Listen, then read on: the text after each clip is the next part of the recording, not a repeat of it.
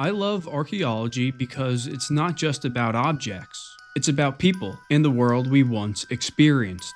Sometimes it reveals a beautiful world that ancient artists left behind.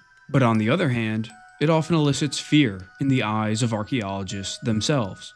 A plastered skull with shells for eyes, a child frozen in ice, a body curled in a bog with a noose still tight around its neck. These finds feel personal, almost too personal. They are moments when the past looks back at us, with traces of fear, a ritual, and an unsettled stomach. And they leave questions we can't shake. Who were these people, and why did their lives end? What was it like to be them just moments before they were laid to rest? So stick around, because these are some of the most unsettling archaeological sites ever uncovered, and their stories won't leave your mind.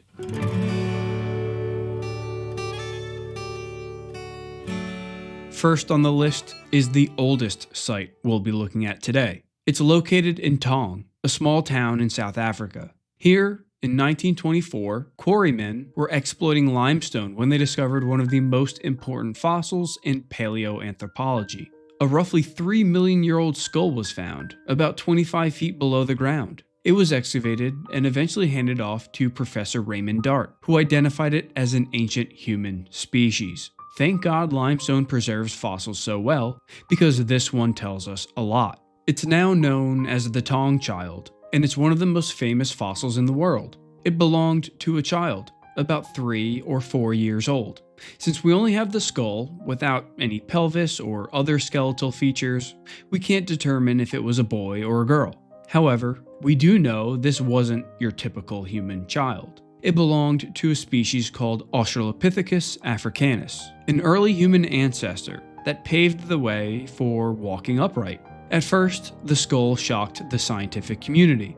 It had both ape-like and human-like features. For decades, it was a cornerstone in the story of human evolution. But what really captures people's attention is not just who the child was, but how they may have died. Look closely at the skull, and you'll see something strange. There are small puncture marks. There are scratches across the eye sockets. These are not marks of stone tools or a bad fall. Early theories suggested the child was attacked by a big cat, but in 1995, researchers Lee Berger and Ron Clark proposed a shocking alternative. It was a bird of prey. They noticed the damage on the Taung skull looked more like talon marks than claw marks. Then came new evidence. Studies looking specifically at crowned hawk eagles in West Africa revealed what they've done to monkeys. These birds prey on monkeys, and their talon marks are nearly identical to those observed on the Taung child. The same telltale punctures and tears can be found in the eye sockets of both. Berger and his colleagues do indicate that it may not have been an eagle precisely,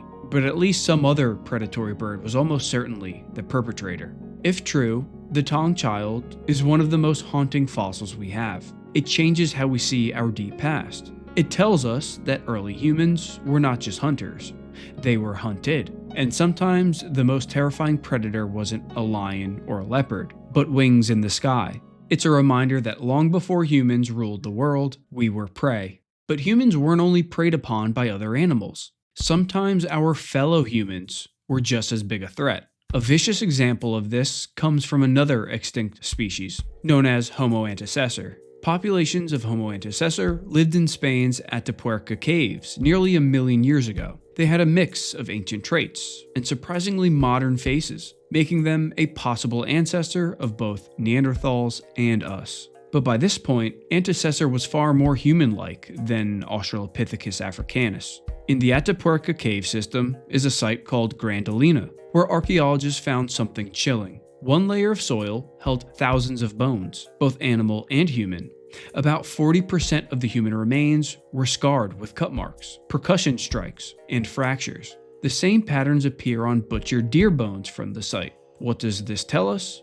These people were butchered like prey. But this wasn't a single desperate meal.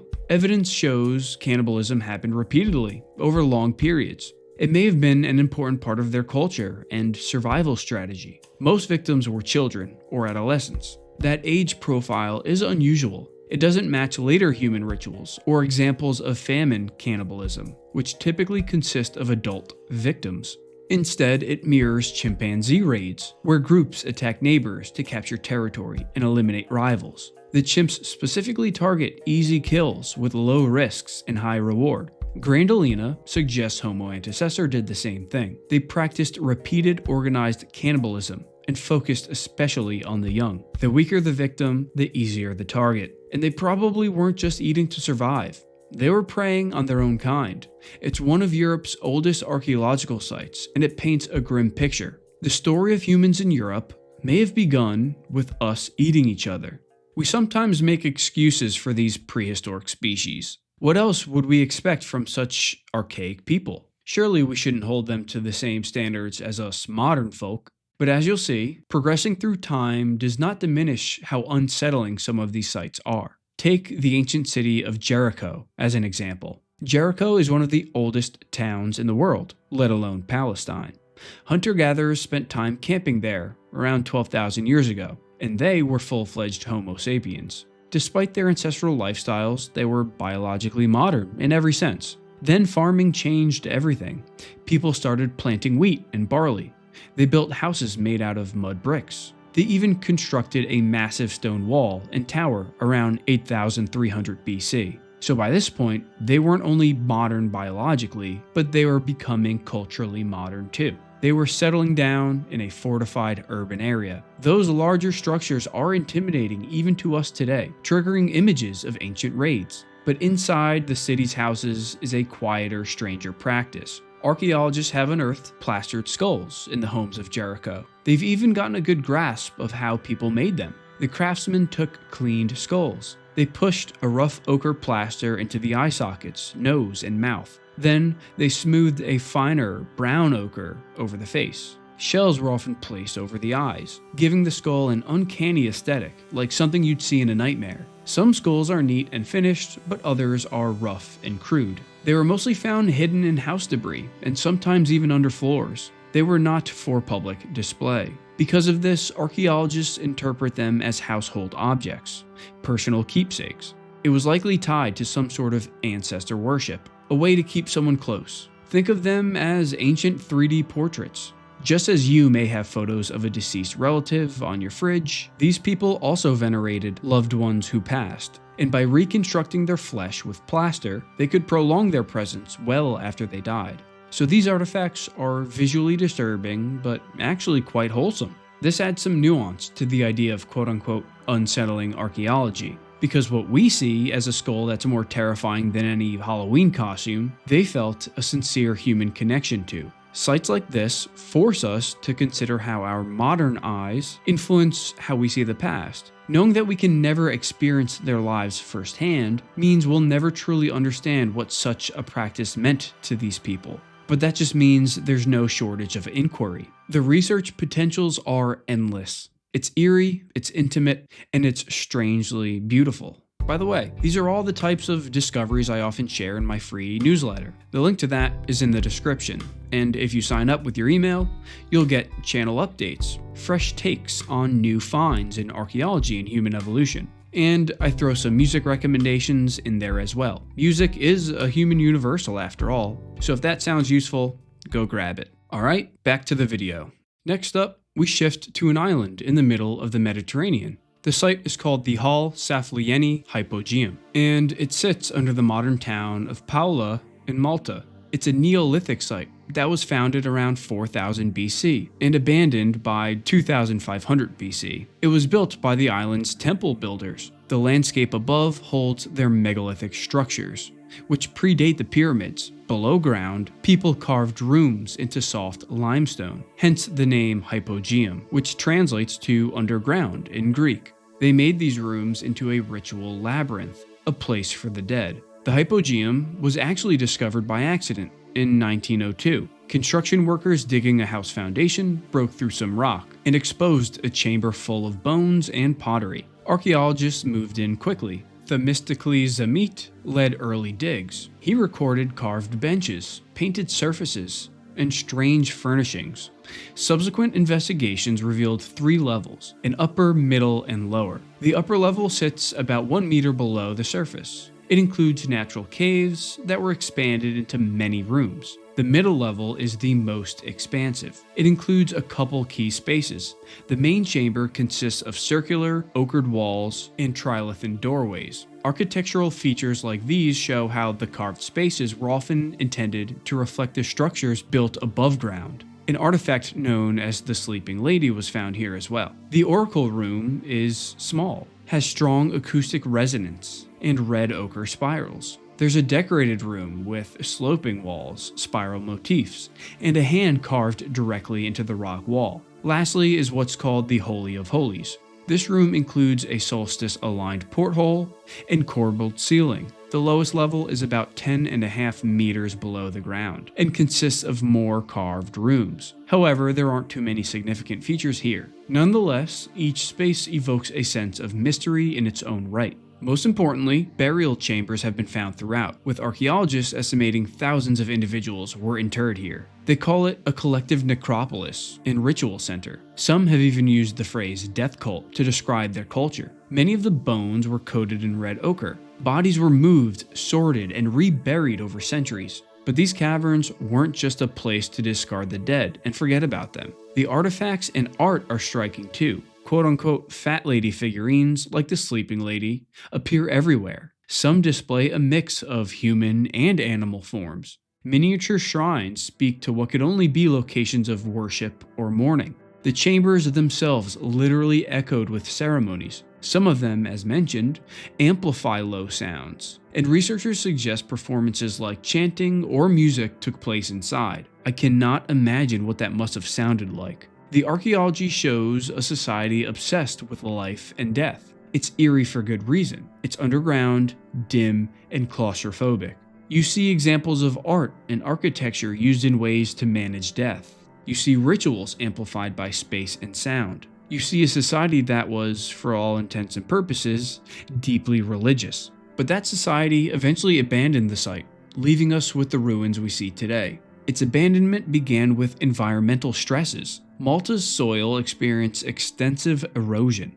Wood and fresh water became scarce. This all made farming significantly harder, so people moved resources elsewhere. Social and economic change followed. Trade routes shifted, and temple elites lost power. Practical problems influenced their decision to leave too. The heavy reuse of bones filled spaces beyond capacity. Humidity, salt, and fungus would make deeper rooms unhealthy, so sealing them off reduced disease risk. All that said, it's not like these people disrespectfully ditched the dead. Evidence of final hearth ceremonies suggests that the inhabitants conducted closing rituals before shutting down the space for good.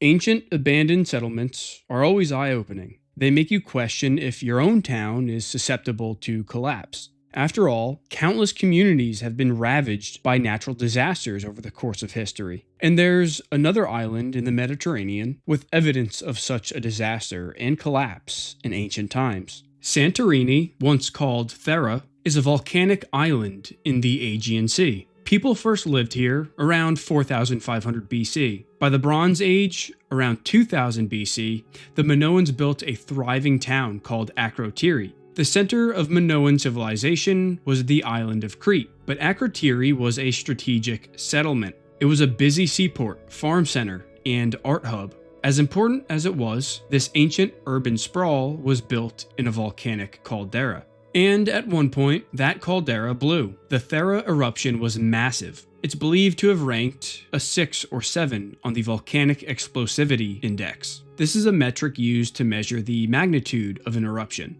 It's based on the volume of material emitted from the volcano and the height of its ash cloud. The values range from 0 to 8, with 8 being the most powerful, so 6 or 7 is pretty severe. Ash and pumice buried the island. In places, the deposits reached over 20 feet. It rained down and sealed the town. The disaster left us with a scene frozen in time, not too unlike the more famous Pompeii. And 3 archaeological discoveries can help us turn the scene into a story that makes sense. First, like any archaeological site, we need dates. Funny enough, 2 olive trees trapped in the ash helped us confirm this. How appropriate for the Mediterranean. Radiocarbon dates from those trees point to about 1613 BC. That gives us a tight date for the big blast. Second are the physical remains themselves. Walls, frescoes, and houses survive in startling detail. Bright paintings remain on plastered walls. You see boats, lilies, rituals, and daily life.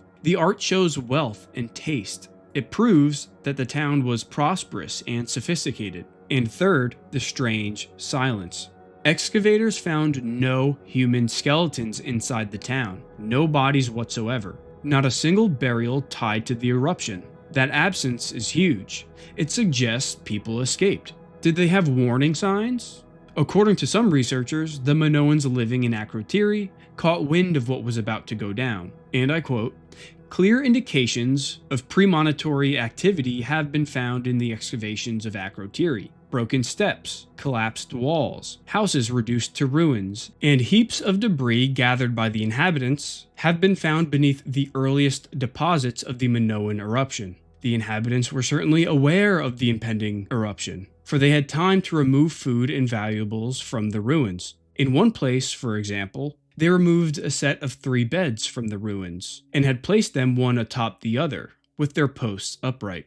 We also know that the eruption of Thera was not one single event. It came in multiple phases. At its earlier stages, prior to the release of any actual material, the Minoans likely felt the ground shaking and could have noticed walls cracking. Taking note of this, they abandoned ship. We don't definitively know where they evacuated to, but it was surely safer than their home on Santorini. Akrotiri is one of archaeology's most haunting snapshots, showing a rare mix of disaster and escape.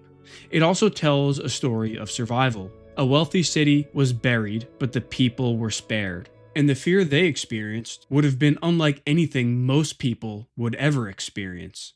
Death is a common theme among these unsettling sites, so Akrotiri is sort of an exception. It was a nice break, but we can't escape it for long. Let's continue. More ancient necropolises have been found on the western edge of central Italy. The ones I'd like to focus on are Cerveteri and Tarquinia. They belong to a culture known as the Etruscans, who thrived before the rise of Rome. They were an advanced, mysterious people who flourished from about 900 BC to 300 BC. They built towns of great stone architecture. They mined copper and tin and made rich art. Their religion and kings influenced early Roman rituals and symbols, but their language was unrelated to Latin and is still only partly understood. By around 130 AD, they were absorbed into Roman society, and their distinct culture slowly faded away. Today, we know them mostly through tombs. The cemeteries at Cerveteri and Tarquinia are especially insightful. They are huge, and they reflect a culture who turned death into architecture and art, not unlike those who sculpted the Hypogeum. Cerveteri Cemetery, known as Bon di Taccia, contains thousands of tombs and dates to around 900 BC. Its organization resembles city blocks, including streets, small squares, and neighborhoods.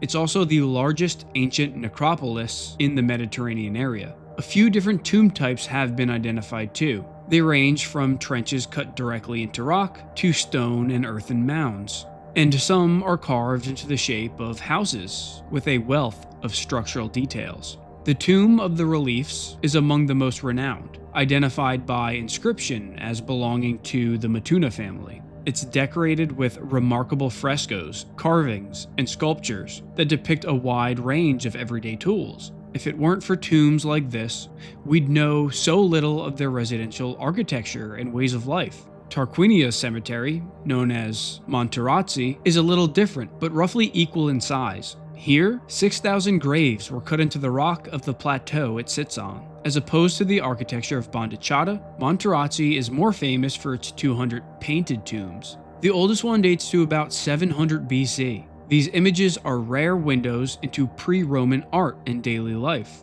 They depict scenes of banquets with dancing and music, or even sporting contests and deer hunts. Some panels show erotic or mythic moments.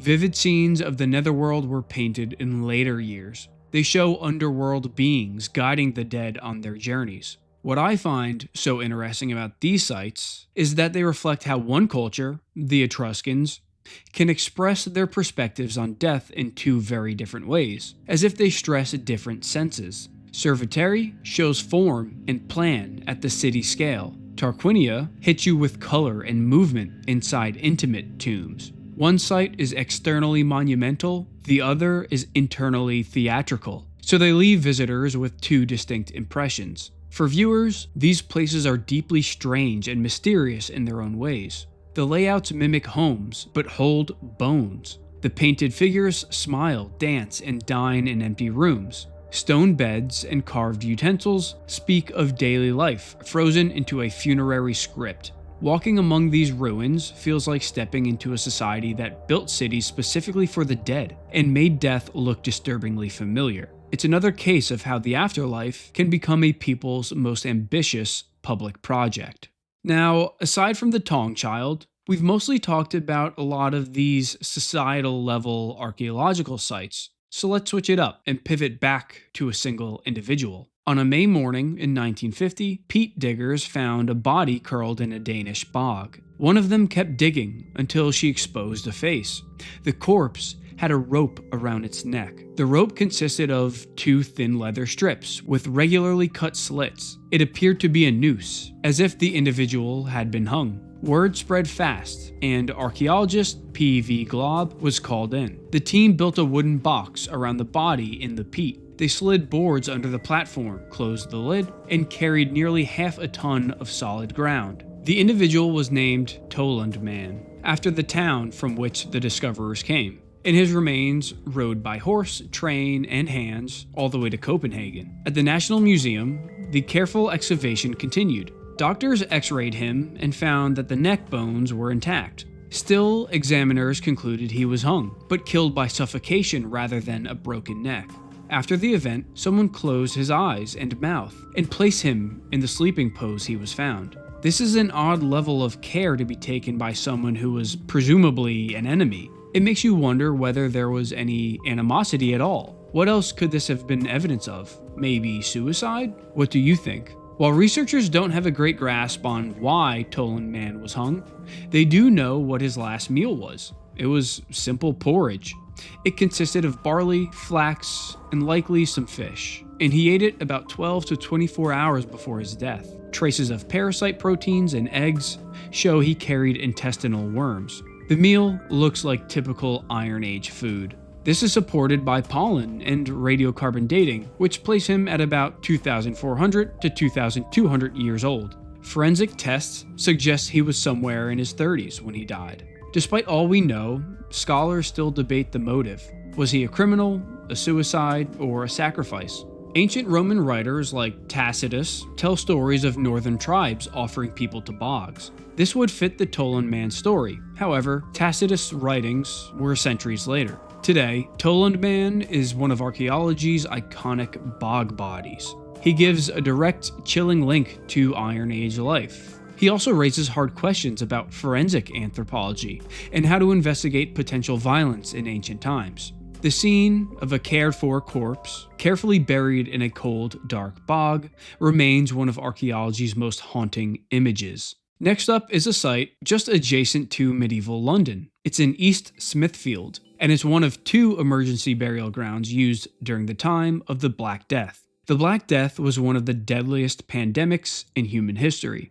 It struck Europe between 1347 and 1351. Fleas, traveling on the backs of rats, were the culprit. They moved along new trade routes from Asia. The disease spread with terrifying speed. Victims developed swollen lymph nodes, fevers, and often died within days. Entire towns were emptied. Between 1/3 and 1/2 of Europe's population perished. The social order crumbled too. Labor shortages reshaped economies, and fear fueled violence, superstition, and scapegoating. The Black Death left scars not only on bodies, but on culture, religion, and memory.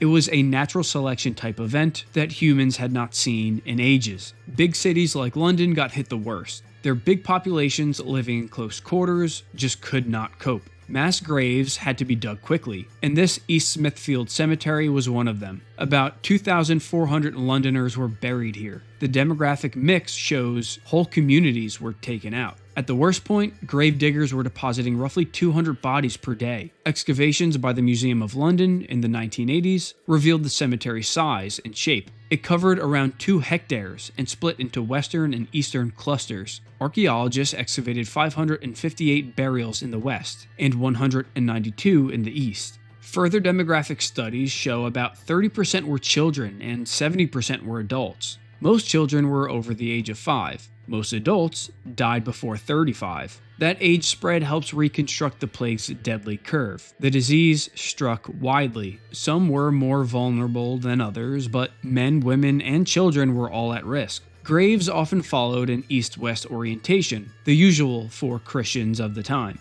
Some bodies were sprinkled with charcoal, probably to soak up bodily fluids during decay. Some personal items turned up too, including coins, trinkets, and small goods. The cemetery contains both single graves and mass pits. Of these mass pits, about 402 people were interred, and some were stacked 5 deep. As mortality surged, burials sped up, and care dropped. Many skeletons were coffinless. Unlike some of the other sites discussed, there was no time for ritual. The influx of bodies required speed.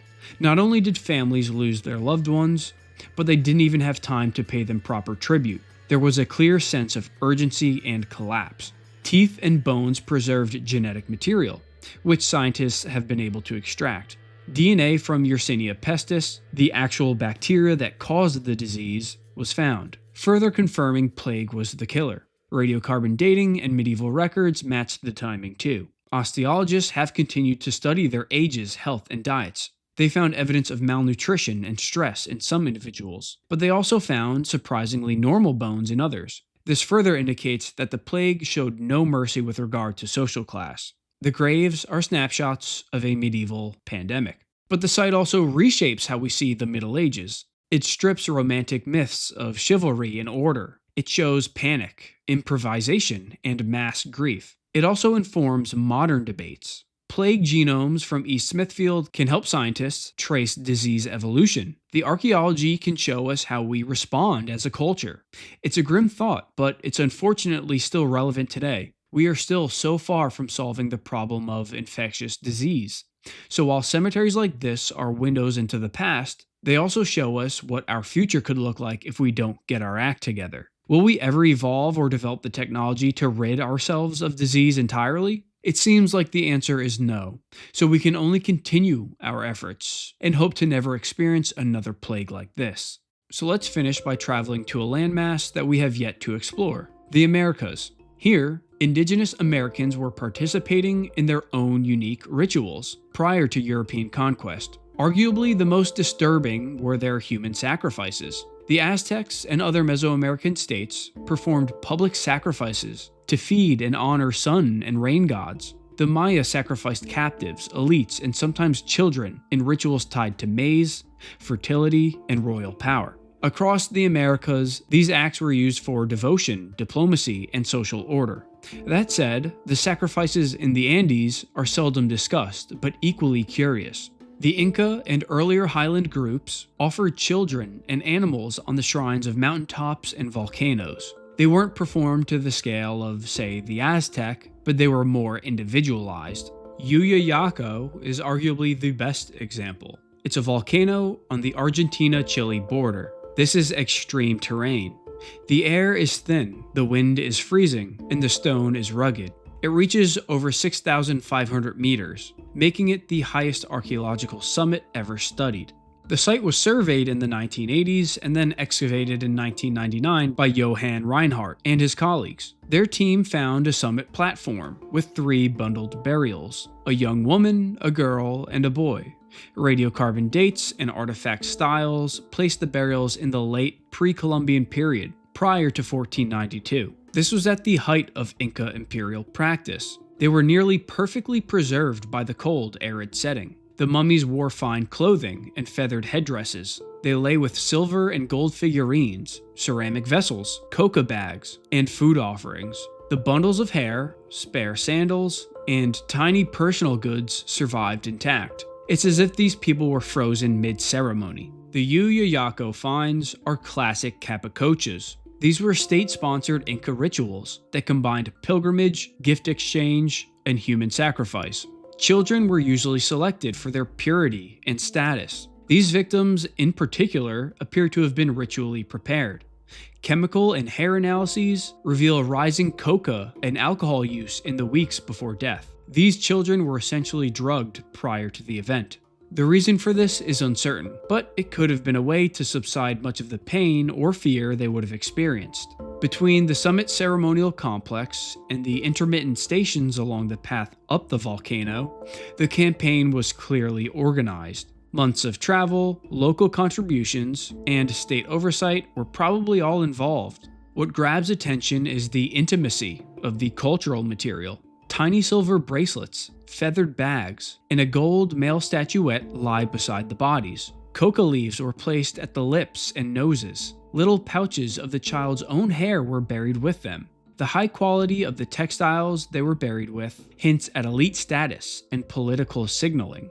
DNA studies imply that the victims came from distant provinces, so they could have been sent to represent their peoples to the gods and the state. Chroniclers and archaeologists often interpret capacoches as a response to droughts or other crises. These Llullaillaco burials likely answered such pressures. Maybe they were even a response to a volcanic eruption. This could have been their quote-unquote Akrotiri moment. Either way, it was a state solution in the form of sacred offering. To their Inca culture, this was a normal procedure. Yet, in our modern minds, the moral implications demand some consideration. Who were these children? Were they willing or forced? Were their parents willing or forced? We may never know the answers. But when looking at the discovery, the children's faces are unnervingly calm. They seem to sleep, but they were placed there to die. Llullaillaco offers breath-stealing preservation, spectacular artifacts, and a raw human cost. It forces us to stare at ritual, power, and the intimate mechanics of death,